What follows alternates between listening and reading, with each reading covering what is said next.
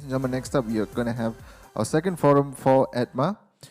This is going to be moderated by Dato Professor Dr. Andrew Mohanraj, who is the president of the Malaysian Mental Health Association, and he's joined by 4 speakers. So as we set up the stage, let me introduce to you the 4 speakers. Now the first speaker is Professor Dr. Sivakumar Thurairajasingam. He had a talk yesterday, the Associate Professor in Psychiatry of the Clinical School, Johor Bahru Monash University, Malaysia. We have Professor Dr. Munidasa Winslow, who is the founder and executive director of Promises Healthcare. Apologies, Professor Dr. Munidasa is not here, so we have 3 speakers. Professor Dr. Sivakumar Thurairajasingam, as I explained earlier, and now Professor Dr. Rusdi Abd Rashid.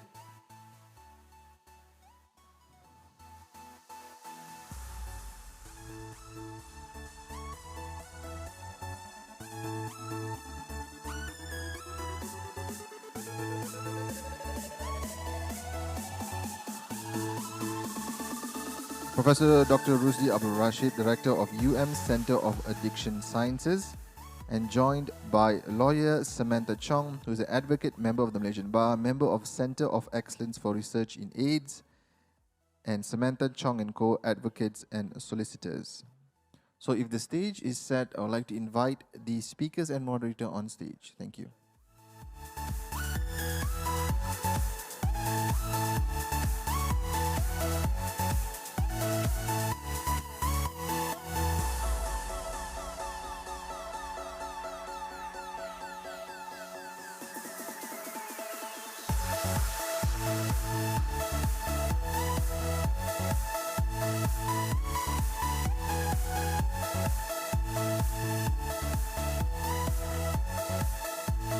Easier? You want to sit there, is it? Oh, that's fine. It's easier for me if I sit in one corner. Can you sit here? Sit there. Easier.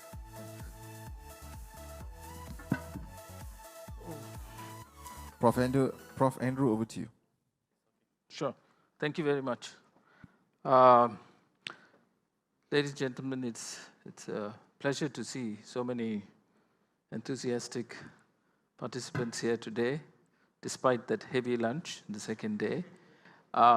This is perhaps going to be one of the most exciting sessions of all, not because I'm moderating it, but because the topic itself is extremely controversial. It can bring out a great deal of enthusiasm, anger, irritability, and all the other symptoms that you saw put up there by the previous speaker.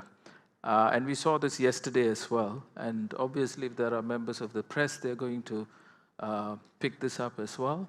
And hopefully, it will lead to more interesting, fresher, progressive policies.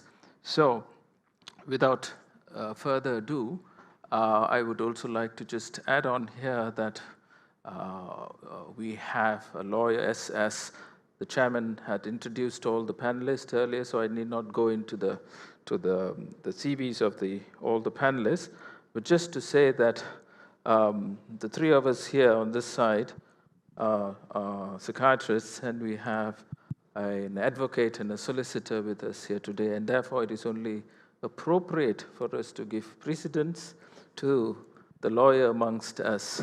And often in topics like that, I think it is they'll have a lot of interesting things to tell us and educate us on that. So therefore, this session here is going to be divided into 2 sections, actually. The first will touch on the current policies, and the second we will discuss the way forward. And obviously after that, I expect the audience also to be interested in asking some questions. So we have probably 15 minutes for that after that. So all speakers generally will be given 5 minutes each for their presentation, both in the first section and second section. However, we will make an exception to the lawyer in the room, who will get 8 minutes compared to the rest with just 5 minutes. I know it sounds unfair, but that's the decision of the moderator. Thank you. So with that, Samantha, maybe I'll pass it over to you. I'm not sure if you're going to use slides and if the slides are already there or perfect, so we can start. So you have 8 minutes, and perhaps you'll be interested in telling us today about the history of drug acts. I noticed that all the major acts are all in 1952. There's a Drug Dependence Act, Treatment and Rehabilitation, 1983, which you may want to touch on as well. And you had just now spoken to us in the group as well about the war on drugs, which seems to be something that you're very passionate about. So please, the floor is yours. Thank you, Dato. So people always talk about war on drugs as if it is a war that we can win, you know. But war on drugs is not always the case. So I will start my presentation. So I'll talk about history and international drug control conventions and alternative development. So a lot of people has been asking, is war on drugs and Malaysian products, what time Malaysia? But you can see, how can I go back to the previous slide? In the 19th century, Malaya, we have the opium ordinance. So you can actually walk into a shop and then get opium. This is in Singapore, opium den. So it is not always illegal. And back then, drugs were actually legal. So, and then we have international law conventions. I was made to understand, Prof now covered this, but what we have on our current laws is not straight away Dangerous Drug Act, but it comes from various international law control conventions. From the 18th century, 19th century, you can see slowly we come to the single conventions on narcotic drugs. This is the main international drug conventions where our Dangerous Drug Act 1952 is based on. And you can see the striking similar of the definition of cannabis in different countries, because Malaysia, like most of the country in the world, has ratified single conventions on narcotic drugs. And all the international law on drug controls are basically based on the theory of supply and demand. So if you make the supply illegal, the demand will drop. This is the basic theory. And then, but is that the case in terms of drug policy? There's this theory in the drug policy is called balloon effects. So when you squeeze the balloons, the air remains. If you just squeeze from one part to the other.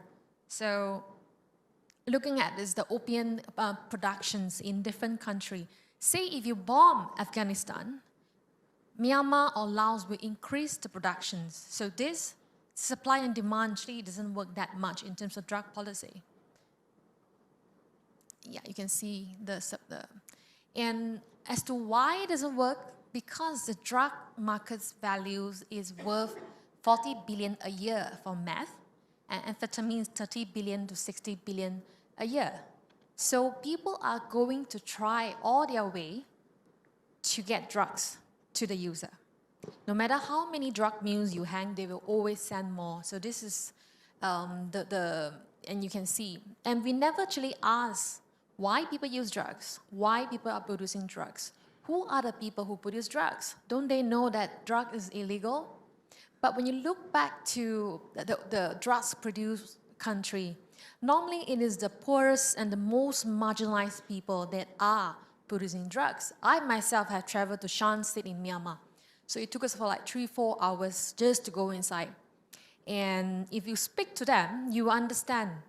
I spoke to one of the opium farmers, and she told me that please don't bomb our place or burn our poppy, because the poppy price has dropped. And if we can, we want to plant coffee, we want to plant other crops, but do we have a choice here?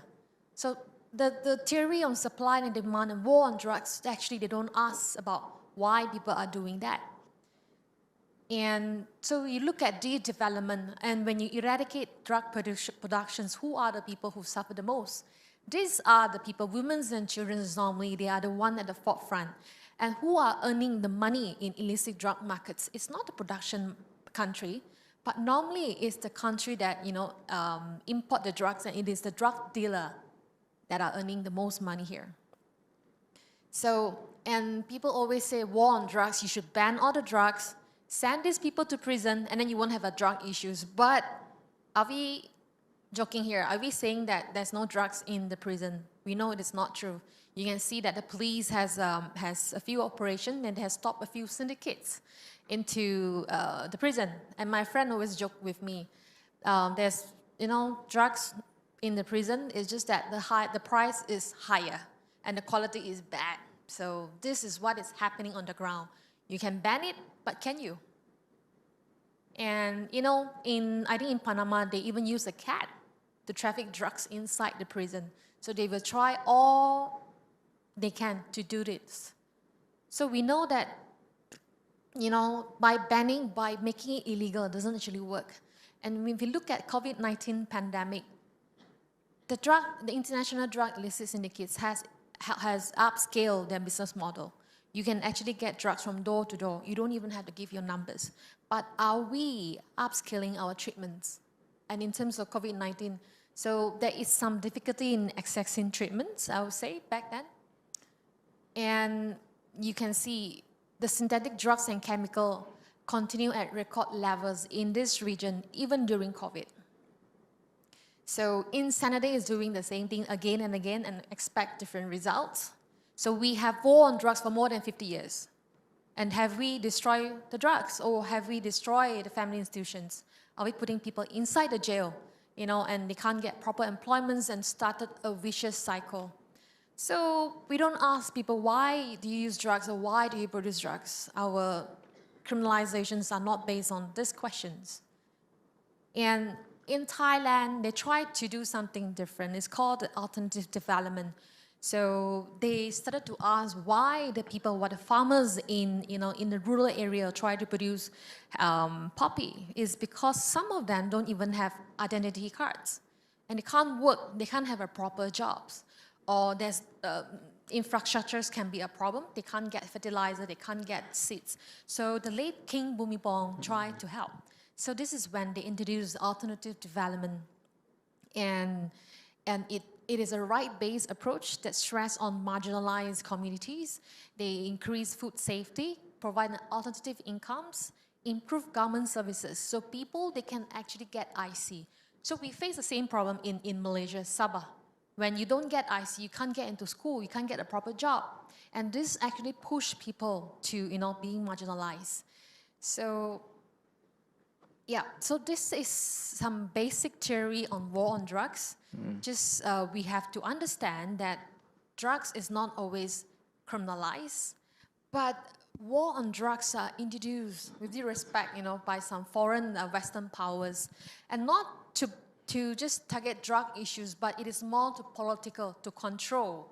And I would say now we can see that some dangerous drug act, the law itself is more even dangerous than the drugs. So, and if the drugs doesn't kill you, the law and the policy might. So that is my brief presentations on war on drugs. Thank you very much. Thank you, Samantha. That was exactly, you're right on time. I think the mental health professionals in this room must emulate your profession to this. Thank you so much, Samantha, for that lovely presentation with the pictures and all that. And I think it's a very nice picture of King Bhumibol there. It's one of the old pictures. So now we move on to the next presenter, my friend, colleague, Rusdi, Dr. Rusdi, and who will limit his presentation on the drug policy before we move on to the third speaker, Dr. Siva, who will focus on alcohol. So over to you, Doctor. Okay. Thank you, Dato.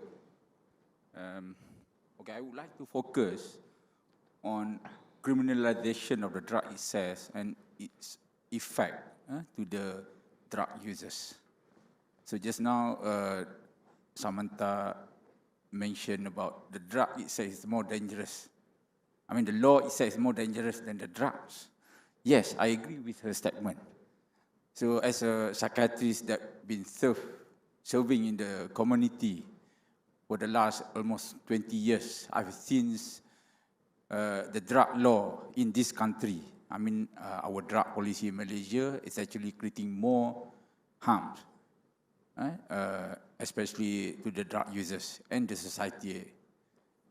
you know, our drug policy in this country has been practiced since 1952, Dangerous Drug Act 1952, and we have Rehabilitation Act 1983, and we have since, over the last more than 30 years, this drug have been implemented in our country. I can say that criminalization of drugs in Malaysia, since we've been practicing this policy, we have seen the emergence of what we call toxic society. What I mean toxic society is actually the drug users who go into the rehab center for 2 years compulsory rehabilitations, the drug users who actually also go to the prisons, over 30 prisons in Malaysia, and they have to serve the punishment inside there. So what happened to them? After they come out from the prisons, they've been labeled as ex-convict. Even in Serenity Center as well, they've been labeled as post-Serenity syndrome. They have a difficulty to get job. They cannot get job in government services, even in private services as well.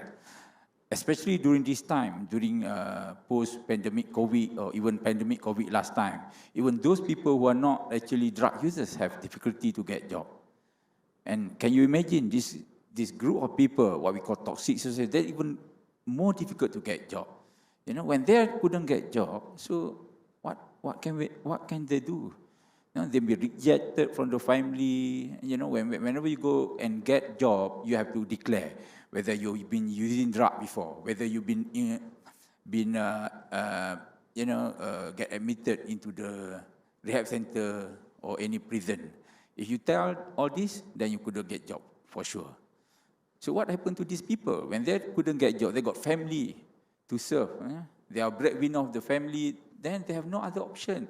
They have to do all these petty crimes, snatch thief, and so on. And because of this, they get caught again, and these cycles going into the prisons, release, and then go back into the prisons, is actually continue. Not even there, when they are being rejected by the society, even their own family, you know, so they go into depression and other form of psychiatric problem as well, secondary to their chaotic lifestyles, rejection from the family, society. When they go into depression, they go into rehab, go into relapse for drug again, and therefore they go into the rehab center again.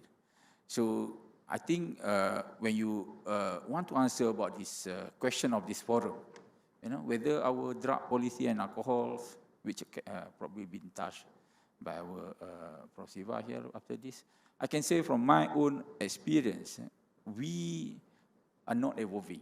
Probably we are now backward. At one time, last time, I think I remember about a few years ago when ADK go into methadone program and rehab program with regard to medical rehabilitation also in the ADK last time. I think we probably go forward and we receive a lot of recognition. And in fact, WHO regard us as a best practice of harm reduction in Asia, Southeast Asia at that point of time. I remember in year 2013, if I'm not mistaken, where we successfully combat the HIV rate among drug users who are sharing needles. You know, we actually reduced from 80% prevalence to now only 3%. Just now, Dr. Kafis mentioned in his slide, we only have 3%. I think that is a huge success. But why? Why we go back? Why we go back to, even though we have received recognition from the society, from WHO itself? You know, I think it's a very good recognition. I think we should actually go forward rather than backward. You know, so I think I should end here. Yeah, thank you, Prof. Friends here. Yeah, thank you, Prof.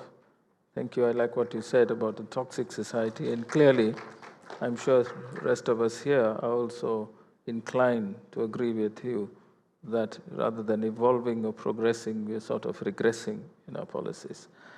So I invite the next speaker, Prof. Siva. please. Thanks, Mr. Moderator. So, yep, pass the alcohol part to the Indian man, huh? Right. Well, let's talk a bit, no, because we're talking about drugs and now we're talking about alcohol. A little history about alcohol in Malaysia. Now we're talking about West Malaysia and East Malaysia. Now, alcohol was never heard of prior to the Europeans coming in. No hard feelings towards the Europeans, but they brought alcohol in, you know. And the colonial times, the 17th century, the 18th century, the Portuguese, the Dutch, you know. And you know what the British did was in part of their colonization, and you know what Samantha was talking about, there's a word for it, it's called proletariatization. It's basically a social mobility, that means downsizing. I give you alcohol, you get dependent on it, and you depend on me for all those things. So there was a lot of control by that. The first Malaysian company which actually started getting control of alcohol was something called the Armed Forces Corporate Society, Lembaga Tabung Angkatan Tentera, you know, which worked hand in hand with Hennessy and Universal Distillery. So, and then it moved on and it evolved, you know. East Malaysia was a different story. We never had these people there much. It was brewed by the indigenous people, you know, and that's how it actually evolved. Now, why are we talking about it and why is that so important? Because if you actually go back, a report by IOGT, now IOGT is the International Organization of Good Templars. Now, this is something against stopping or cessation of alcohol. And in 2006, and they actually rated Malaysia as the third highest tax on alcohol in the world, 15%. We are the 10th largest population alcohol users, spending about RM 2 billion on alcohol. So that's why it's important. And how bad is it in the country? When we look at National Health and Morbidity surveys, okay, how bad are they? Well, one is, you know, drinkers, the most recent one, only around 12% of Malaysians drink, you know.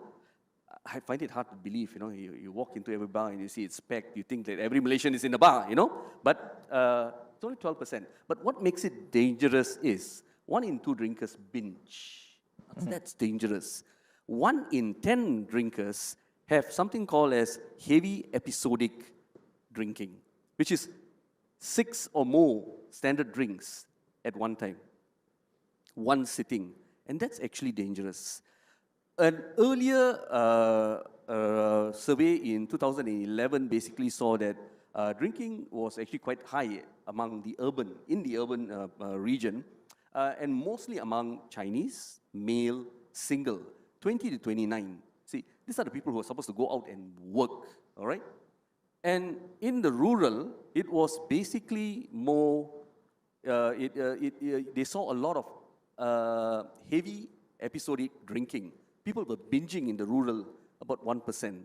This was among rural Malays, 30 to 34. This was published in our National Health and Mobility Survey, you know. So there is danger if you actually don't do anything about it. So the question here is, what have we done? Now that's an interesting attitude, you know, in Malaysia about alcohol. It's like a love-hate kind of relationship. The problem is there's a lot of factors. There is the religion factor, there is the political factor, and the big one, the economic factor.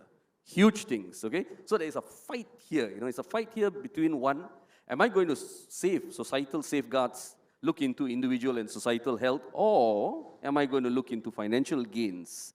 And that comes from tax and sales. So, yeah, there has been, over the years, tightening, but not as much as other drugs, as you have heard from Samantha and Rusdi.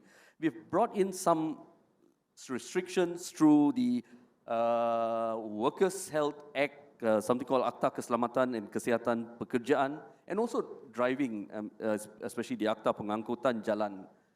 And we have actually made some restrictions, but have we actually looked into issues where we can actually bring in some amount of safe drinking? Well, that's a big question. We know it causes a lot of harm. Why have we not done it? That's a big question. I think we'll talk about it the next round. Yeah.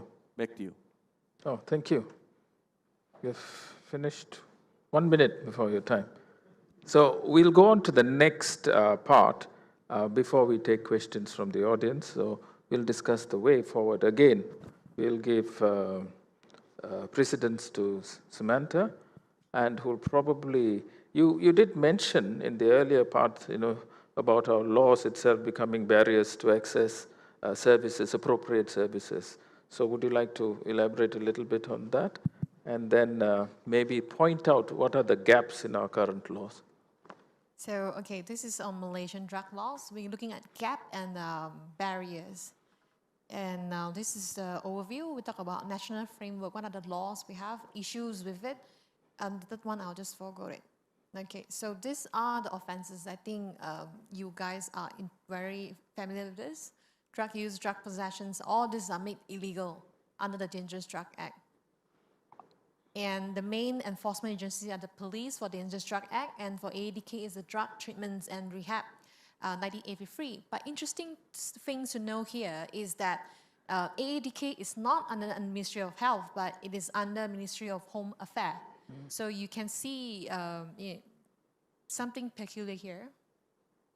And now look at what is the meaning of tests and compulsory notification of drug dependent, issues with private rehab centers and punitive drug laws.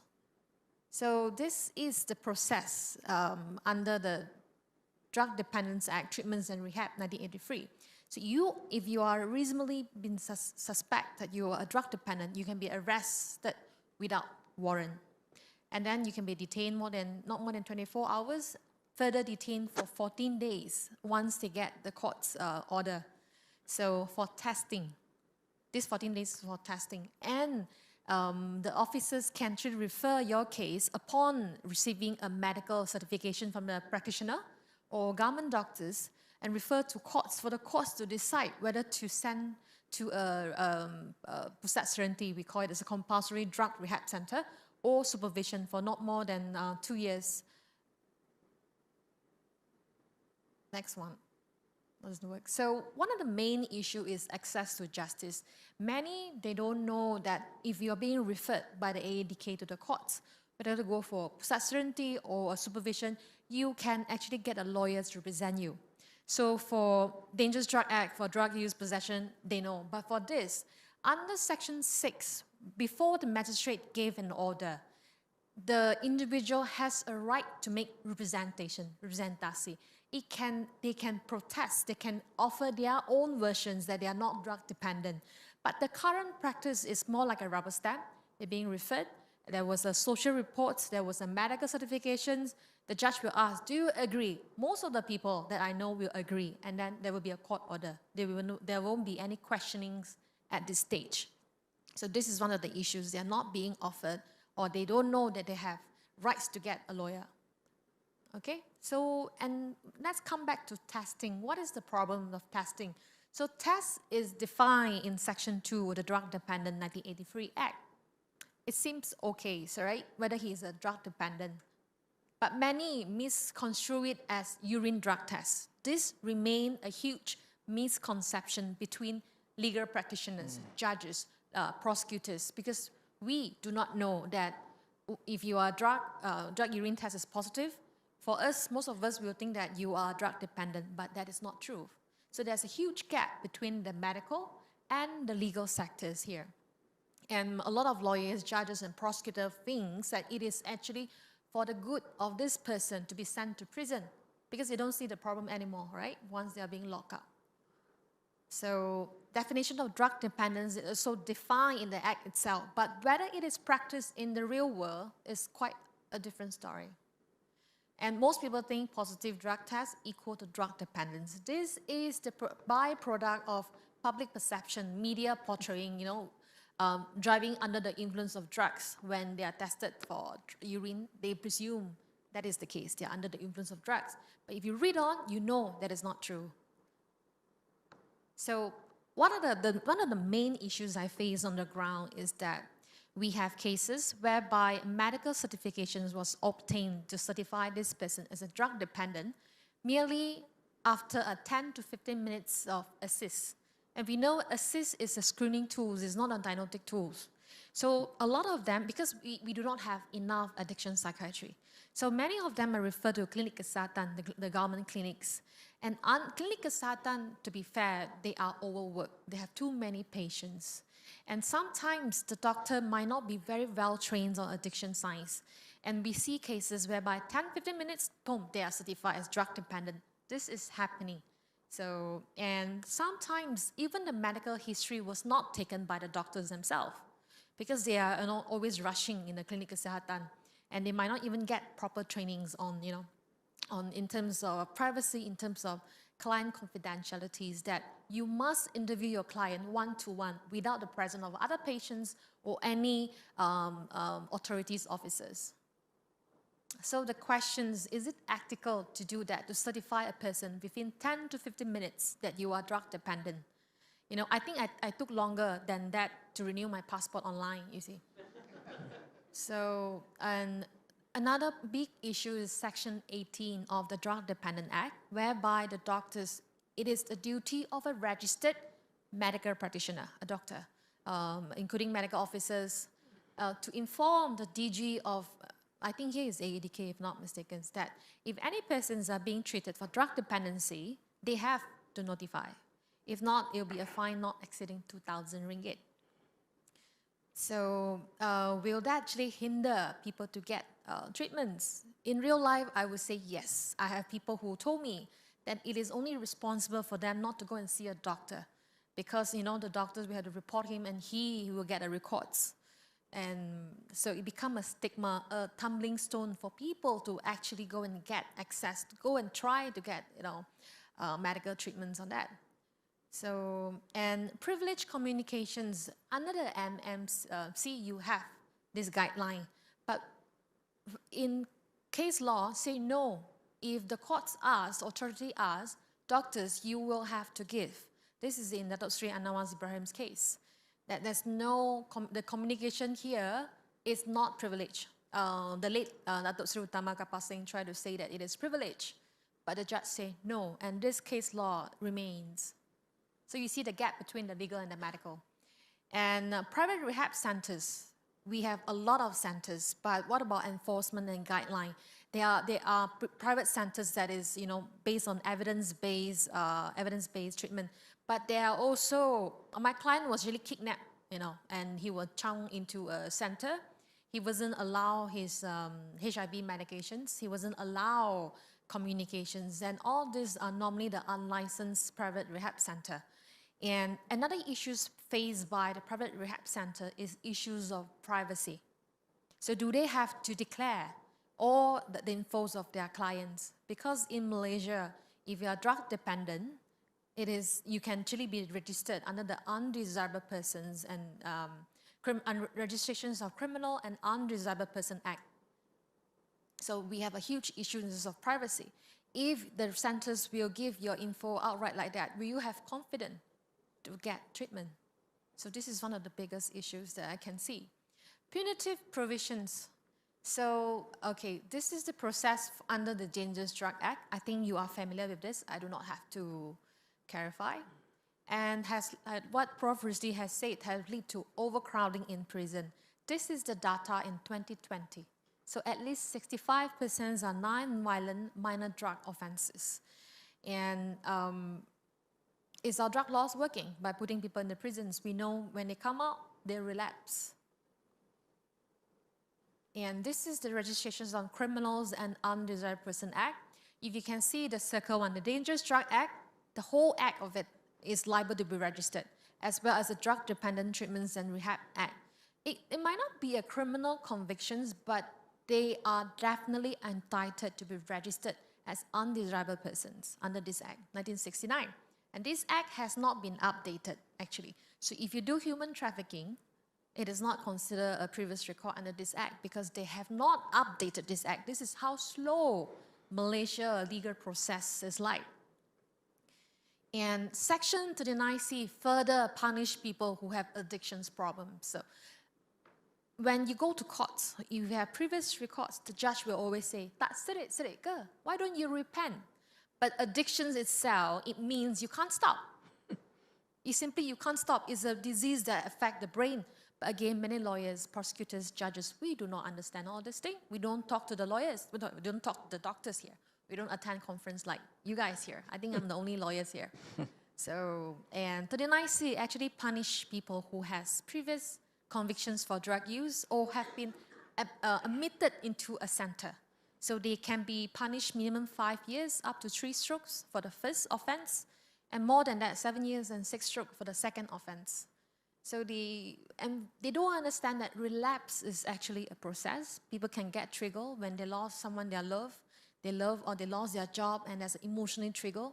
So they are being punished by our law. And policies and laws that facilitates convictions, not treatment, convictions. So we have, back in the days, like Prof Rusdi say, we have harm reduction initiative. So we have this. So Garis Panduan Methadone in lockup. They can actually dispense methadone in lockup. There's a KKM and a PDRM SOP. And there also was an NSEP, Needle Exchange Syringe Program, SOP of the police. They are not supposed to do enforcement in NSEP site. So this is the, pemahaman, persepahaman. But did it really happen? Samantha, can you wrap it up in 2 minutes? 2 minutes. 1 minute, okay. So there's a research done to 2012. Most of the police officers doesn't know that is this NSEP program, SOP. They continue to do enforcement. So this has actually become a stumbling block for people to assess harm reduction initiative. So police KPI. So the KPI is more to arrest and charge. What happened after that, they don't care. If you go to police stations, you go to the IO's office, you can see the numbers. So their KPI is not the treatment adherence or proper employments or your happiness, but it's more to arrest and charge, prosecution. And there are procedure on urine testing. Before this, the MOH circular and the police circular mandated 2 urine samples to be taken. This is like in accordance to like anti-doping law, sample A, sample B. Sample A is positive, you can get tested again on sample B. But what happened is that there are case law who say you need 2 samples. There's another case law who say you need 1. What happened to the government is they don't care whether urine is positive, is not an indication for drug dependence. They just simply change the law, the circular, that now they only need 1 sample. Although the MOH guideline on testing refer to SAMHSA's guideline, but they omitted the fact that SAMHSA actually mandated 2 samples for federal testing. And they need to inform the person who get tested that you have the right to get the second urine tested. So you can see the policy is actually facilitating convictions and arrests. It's not about treatments. It's never about, addressing the main issues here. So these are the things that I highlight. And this is the estimated cost of saving if you can stop sending people to the prison or criminal justice systems, but sending them to the medical sectors. And this is the conclusions.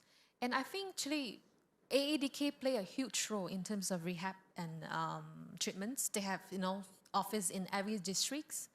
So when we talk about decriminalizations, a lot of people are worried that we are encouraging drug use. But I think we have to do something that works. If there's a pothole on the road, you can fill it up 9 times the wrong way. Or you can just get a minister to fill inside, and then you just do it the right way once. So it is time for us to do the right things based on evidence and data and research. So that will conclude my session. Thank you. Thank you, Samantha. Fantastic. So in the interest of time, may I just ask Prof. Rusdi to maybe touch a bit on decriminalization and what we spoke about earlier. What, if at all, we are on the way to that, what would be your framework? What is your conceptual framework? Oh, your mic. Yeah. I think lebih dekat lagi. Okay, thank you. I saw it's like just now Samantha showing about this Einstein. It's insane, to repeat things many, many times but expecting different results. I do agree with Einstein for this. How come, we repeat things many times, but we're expecting different results? So it's insane, or what we call gila lah. Yeah, I think we have been practicing this total abstinence approach, our old drug policies, 1952. I think it's been prepared even before independence, Malaysia independence. I think this is the time. We should actually change, or maybe, make it better. for the sake of patients. Drug users is a patient. They are not criminals. Everybody knows here. And the government spend huge amount of money. I was told by Encik Ramli Samad, pengasih, 500 million per year government spend money. And it's continued for the last 30 years until now. And now the government actually got no money. I remember my university's grants also cut down very much. We have no grant for research now. So I think the money should be spent wisely. Yeah. So this is the time. Most of our drug users, they are not working. They are unemployed. And we also have difficulties nowadays to get foreign workers as well. And we have very limited job in this country. So moving forward, I think we should do something. We should try something else instead of repeating things the same but expecting different results. So we should actually probably consider, what been done in other parts of the world. For example, like in Sweden, in Portugal, they've been practicing decriminalization of the drug use. Yeah, decriminalization is not the same as legalizations or complete legalization. Prohibition, complete prohibition, we know that it creates more harm than improvement of the condition that we have with our drug users in this country. I think we should consider decriminalization, because decriminalization is not the same as complete legalization, where possession, selling of drugs or producing of the drugs itself still illegal and subjected to the criminal justice system. But what we have important to understand that decriminalization, we did not impose criminals to those people who actually use drugs. Like Samantha mentioned just now, I do agree with her. When I was working in Alustar Hospital many years ago, I was being brought, group of drug users come in front of me to justify whether, or to certify that whether they are drug user or they are drug dependents. I've not been trained at the point of time, to tell you the truth. And I asked them, they want to go to where? If they want to go to rehab center, I said, I certified them as a drug dependents. If they want to go to prison, just drug users. So many of them, it's actually, they said, oh, I want drug users. So that they probably spend less time than 2 years for the first offenders, especially. And so this is the scenario. I think even now, perhaps we still have that similar problem. Not every doctor's been trained how to deal with drug use. They are not very sure about whether they are dependents or not, especially with a newer type of drug that coming in now, amphetamine type stimulant, for example. There was not obvious withdrawal, especially for those who are actually, not a regular users in particular. In the old days with opiate use, like heroin, morphine, it's very, probably with some training, we can actually justify whether they are users or they are already on dependence group, abuse group or dependence group. But nowadays, I think we still have this problem. So I think it's probably, why not we try the new methods, like what been carried out by these European countries. For example, I give like Sweden at one time is among the highest prevalence of drug use in European country. But now, after 5 years of practicing decriminalization, they are among the lowest among the European countries in terms of prevalence of drug use.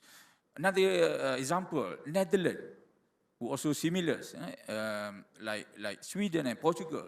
They practice this decriminalization. The prison empty, and the prison empty almost 70%. I was told by our prison people who actually go and visit there. They said the prison in Netherlands is like hotel. So, and they importing the prisoners from Norway.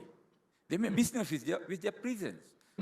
I think this is the time probably our government also need to look, because we got no money now.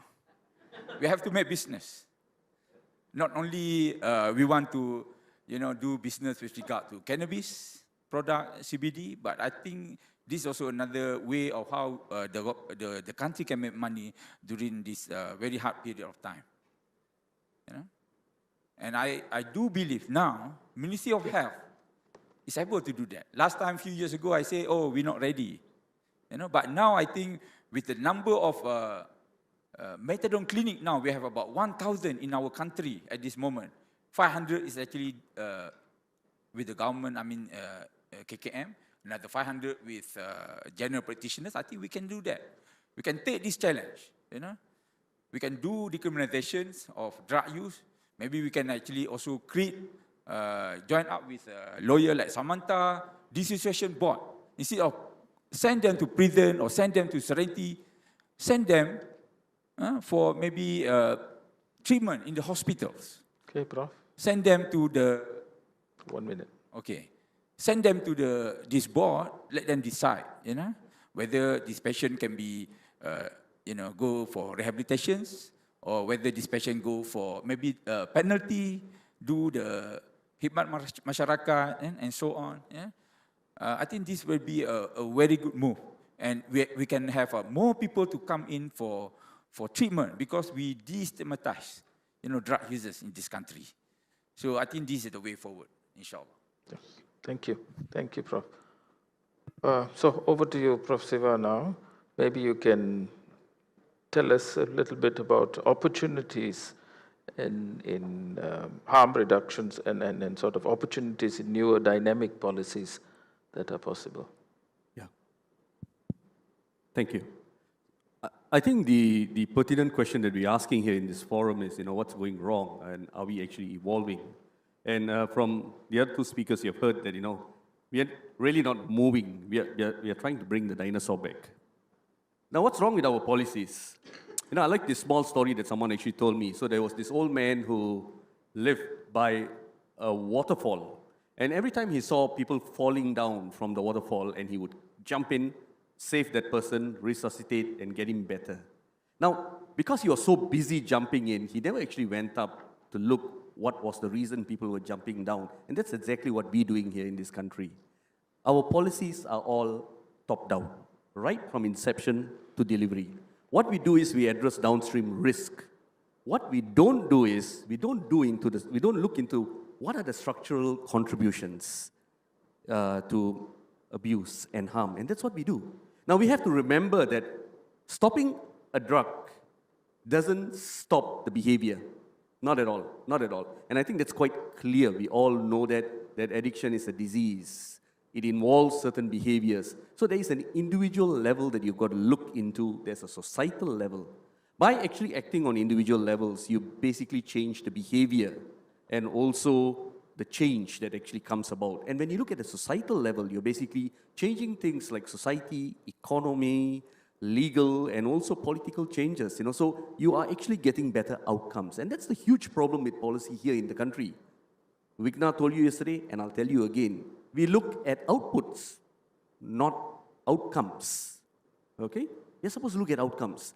And those suggestions by Samantha and Rusdi, it's not something new that's never happened in the world. It's happening all around. Now, everything that happens here are basically breaking every rule.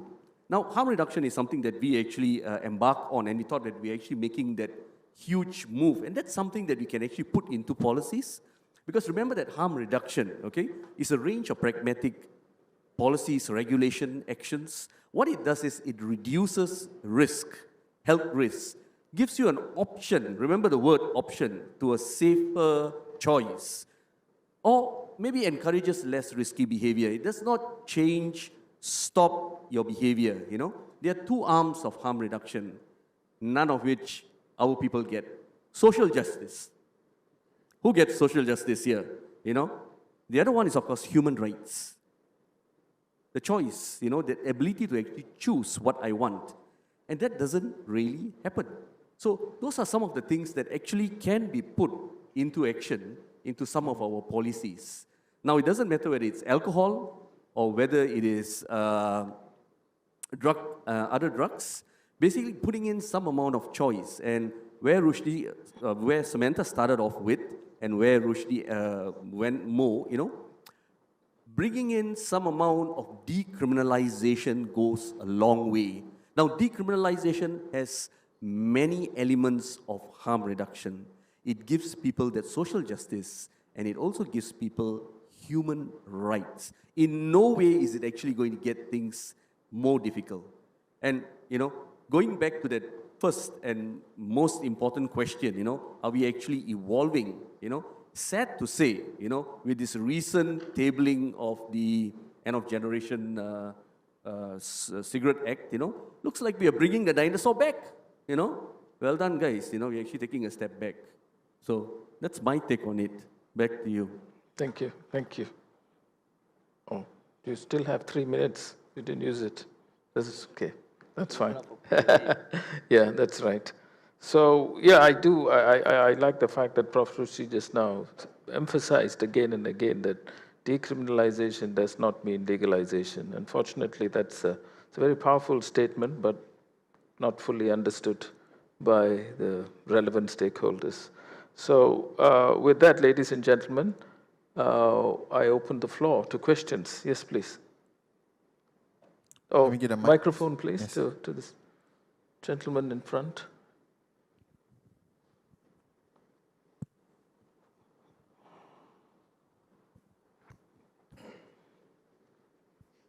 Bismillahirrahmanirrahim. I have 2 questions to ask. Could you identify yourself? My please? name is Hafizi Harun, and I'm from Pengasih, Malaysia. I have 2 questions that I would like to ask Ms. Samantha Chong. Sure. But before I do that, I'm going to share a bit of my experience working on the ground with clients. Okay. In the 80s, government servants or government workers who had substance use disorder were given a chance to undergo a voluntary treatment program to treat their substance use disorder, and were given paid and unpaid leave for that purpose and still be able to return back to work after they finish their treatment programs.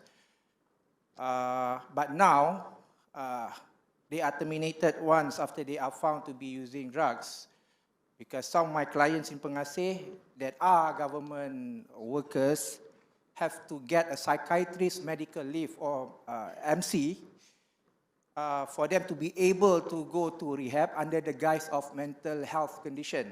So minta MC lah, like 3 bulan, like every 2 weeks, okay? My question is, 1, are there any bylaws or laws enactments to protect civil servants in addiction? That's my First question. first question. My second question is, are there any laws to protect the confidentiality of clients undergoing voluntary private rehab? Because now, currently, as an NGO and private rehab or private treatment practitioner, we have to provide our clients' data to enforcement agency. Okay, so that is my question. So you're directing the questions to Samantha.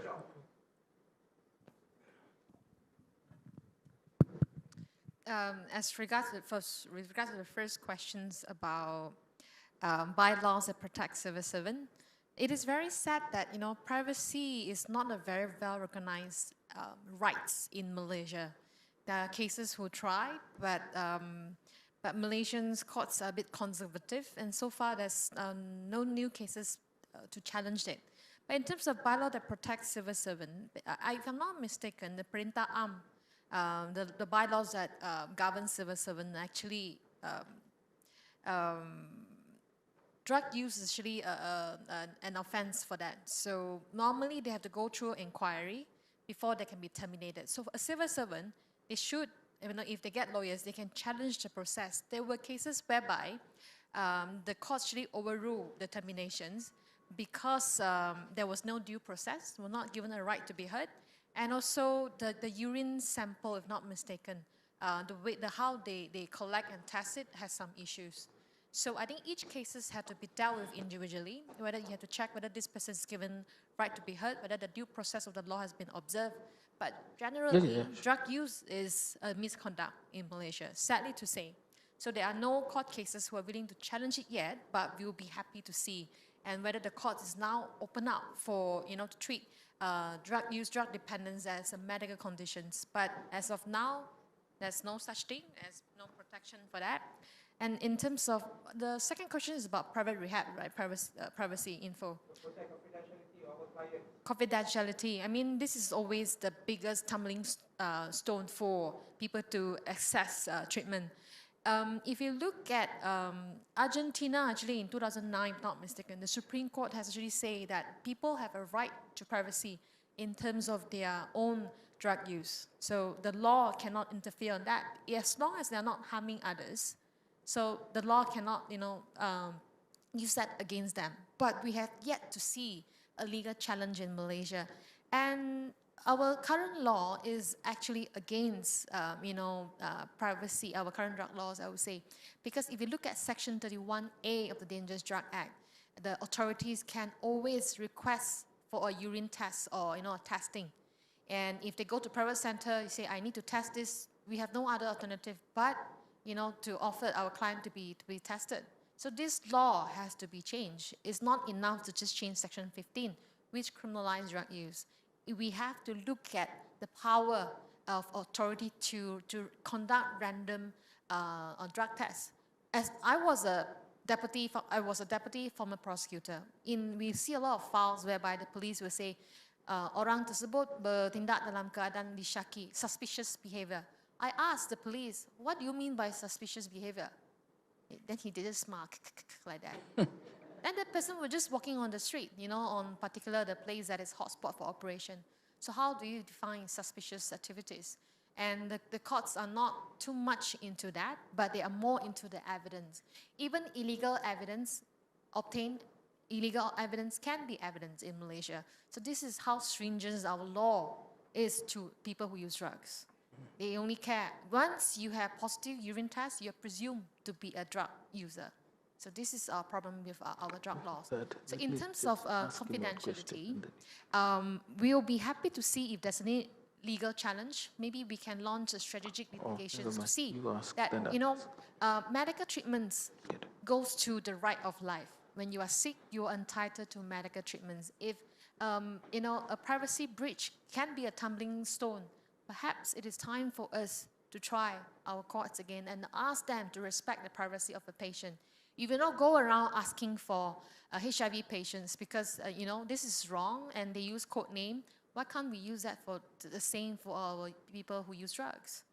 So like what you say, yes, that's a big issue now, but the biggest challenges is still our punitive drug laws itself. And I really hope that when they amend the drug laws, they can get all of us involved, not just the policymakers. They can get people who use drugs, the running the private rehab center, or giving treatments. Or else you just change the bottle. The inside of the bottles remain the same. And hopefully we can see changes on the new Substance Act, I think. Thank you. Coming up. Thank you. Prof. The bad part is it is very, very archaic. The good part is policymakers don't talk to each other when they write laws. So they always contradict each other. Go back and check Section 24, Akta Keselamatan and Kesihatan Pekerjaan, 1994. Now there, if you are found to have been using drugs as a staff, there is a very well-written procedure. So you're not totally thrown off or you don't lose your job. Okay, Section 24, Akta Keselamatan Kesihatan Pekerjaan, 1994. Go check that. That contradicts the Drug Act things, all right? Now, the other thing is the GPs among us, we have this certain oath that we take when we become a doctor. Those of you who qualified a long time ago, the Hippocratic Oath, nowadays it's the Geneva Oath, and we have very clear oath that we take that, we keep strict confidentiality. And that's a huge thing that we can actually bring to court if you are going to go against whatever drug acts that actually go against confidentiality. So that's something that GPs among, doctors among the crowd can actually take into Okay, consideration. I would just a little bit, adding on to what Prof. Siva said just now. Can I ask Pengase or any other NGOs present here who run such a service whether there has been an occasion where you had to refuse to comply with this request to breach confidentiality of clients, and what happened after that? If you could share some, experience with us. Yes, we had a few incidences. The first time being that because Pengasih, we have clients from different backgrounds. Okay, from the T20, M40, B40. So Tan Sri lah, anak Tan Sri lah, anak menteri lah, all those, So, and then inquiries from parents admitting their clients to our center. The first question has always been, is our confidentiality protected? Okay. But now, we are required by enforcement agency to provide detailed data. So, including IC numbers, full name, IC numbers, race, alamat, okay? So, at first, kita tolak cara berhikmah, like English apa? Berhemah. So, we tukar sikit IC number, the last one or two IC numbers, and then got confronted by a letter asking that tak betul, cannot, because they cannot trace the in the system.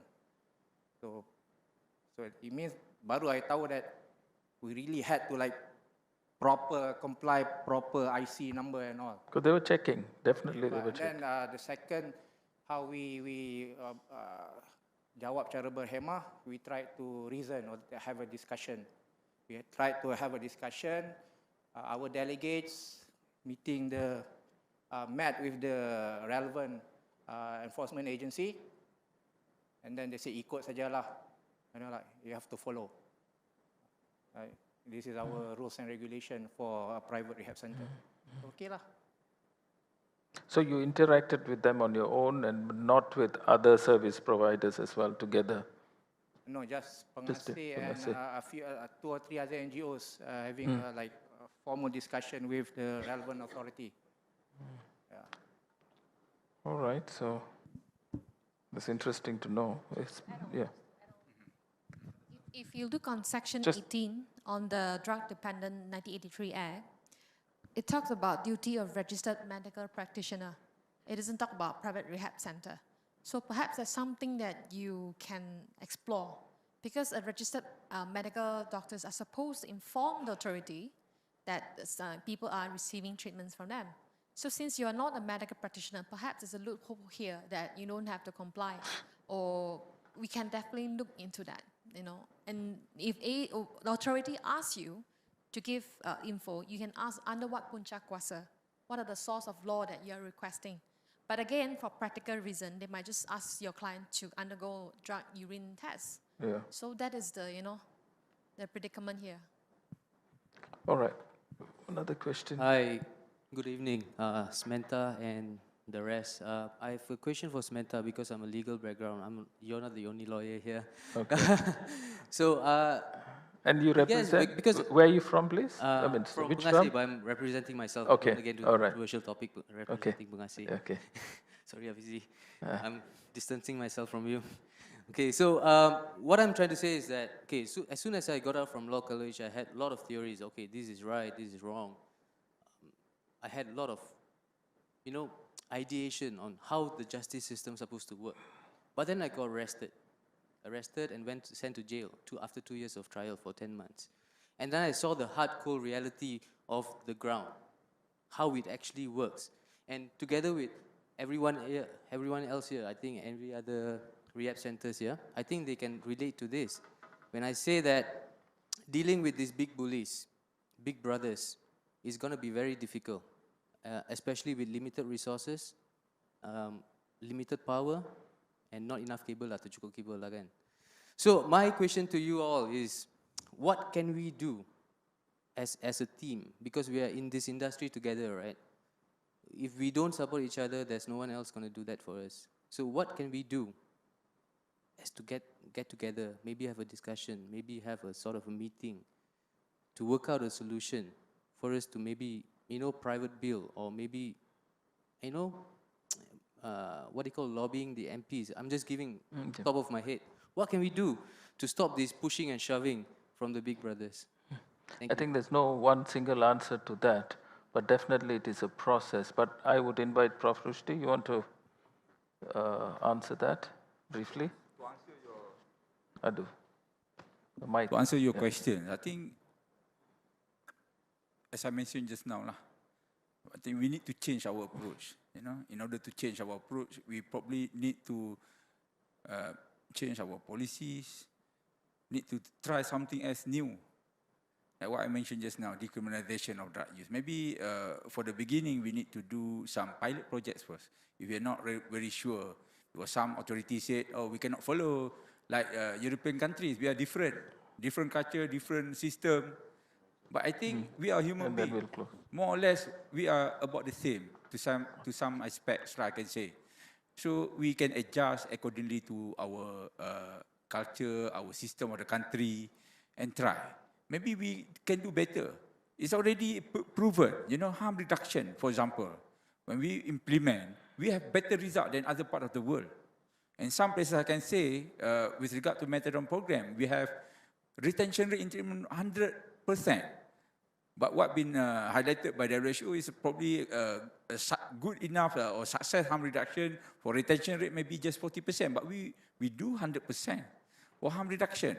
So similarly, for decriminalization of drug use, I think we can do. Now I think we are ready. We should implement it. If we don't brave enough to do it at one go, we do it pilot project, or what we call pilot program printies, maybe to one district area first. We come together, lawyers, doctors, psychologists, NGO. Get involved NGO. And we do it one shot. And we see what is the result, and if we can see success, then we can actually change the drug policy in our country. I believe to do this, we don't need to change first. Probably we can do now, as what I think Samantha say, we don't need to change our drug policy when we implement that pilot project. And in fact, when we conduct harm reduction program, we didn't change our drug policy. And it's done. We show and we prove it's successful. And I think now is the time to incorporate harm reductions and even drug decriminalization also in our drug policy of the country. Thanks, Prof. Want to tambah? Yeah. I work in the community. And my belief is that you cannot make a drug policy without including people from the community and the users themselves. That's always been my belief, all right? Example, I'll give you a good example of what's happened. Although it didn't change the policy, but it changed the way people looked at it. I used to work a lot with people in Sabah, especially among alcohol problems. What they did was they went into the ground root, the grassroots, working with the penghulu kampungs, starting there and working with the community, building this good health promotion concept, safe drinking, safe use, those kind of things. And then building it up into a huge thing. So you need to speak the same language. I was in the parliament a few months ago. I followed Prof. Sharifah for this smoking thing, And I was amazed by how many people who are actually sitting there and saying that no, harm reduction doesn't work, Despite all our success in harm reduction in opioid and other things, So I'm just still amazed about why people are actually against it. So we need to be together, and the only way is to start with people from the ground, the community, the users. There is no way you can make a policy without them. Yeah, networking among other NGOs are also important. I think that's a very good message. Yeah, and only when you have the numbers, you have the voice. So I think we have time for just one more question, and I seriously have to give this question to Dr. Prem because he's the Tuan Rumah, you know, he's the host. So please. Yes, thank you, Dato. Actually, my question goes back to what Hafizi raised earlier, and this is something that I've been thinking about as well. Now, about confidentiality, yeah, about disclosure. I'm not too sure, and maybe Samantha or the rest of the members here can explain. Private Rehab Act, okay? Now, Solace is a private rehab, NGO, just like Pengase and most other rehabs. I know there are rehabs that are operating, but they are operating under the pretext of a counseling center or counseling services, and they don't come under the AADK. And they do provide treatment. And they're not obliged to report or reveal names, you know, patients' names and data, as what Hafizi was saying.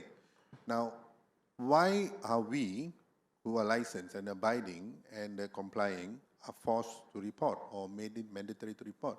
Now, personally, I have made reports on some of these agencies. I have filed complaints. No action was taken, sadly. And I have to say, some of these agencies are running, not doing the right things, like, you know, like treating underaged people. And I know definitely under KKM, there is a law for that to protect underage kids, and no action taken. So I like what he raised about, Hafizi said about having an organization or maybe a board to protect rehabs. Earlier we heard Dato Halim saying there are 66 private rehabs in the country. I'm not sure if they are registered. And if they are registered, who manages it? Where do we come, which board do we come under? Do we really need AADK recognition to function as a rehab? Or do we come under KDN? Or do we come under KKM? In 2013, when I started Solace, we had the same problem. And we're still having the same problem. And I've been unable to get an answer. Today, you guys are there, so I'm wondering if anybody could highlight this. I can't help by saying welcome to Malaysia. Would you like to elaborate on that? This is what I also spoke early on about the structure of treatment, drug addiction, and other mental health issues should be changed. It should be restructured. Because we are talking about behaviors. We are talking about changing of behaviors. Now, we know, I do understand why it came under the Ministry of External Affairs, you know, Internal Affairs. Because it was looked as a drug, a substance, a number one enemy. But you know, we should have evolved over the years, you know, with all evidence that we have, that it's a disease of the mind. It's something that causes alterations in the brain and behavior. And shouldn't we change the structure? Look at Thailand. Thailand has actually changed the structure of treatment, and that has actually changed the entire way of how they distribute hospitals. We should actually re-look at that entire thing. I think, like what Rusdi said, the Ministry of Health, you know, should be a main player. Should be a main player in this. And not because we are taking things away from the other ministries, no, but I think the understanding has changed. There are more demands in terms of sustainable improvements, you know. So we need help. We need changes in those things. So I think that needs to change first, Prem. Okay, with that, do you want to? 30 seconds or 1 minute. Okay, never mind. That, you know, I do agree with Prof. Siva. You know, nowadays, from my observation, my practice in UMMC, I see all these, rehab centers. They also include patients with mental health problems. You know, patients with dual diagnosis. And I believe it's actually a good practice, because if I want to refer this patient to nursing home, ordinary nursing home, they won't actually accept this patient. But patient with dual diagnosis, only rehab center like Solace actually accept Pengase. Yeah?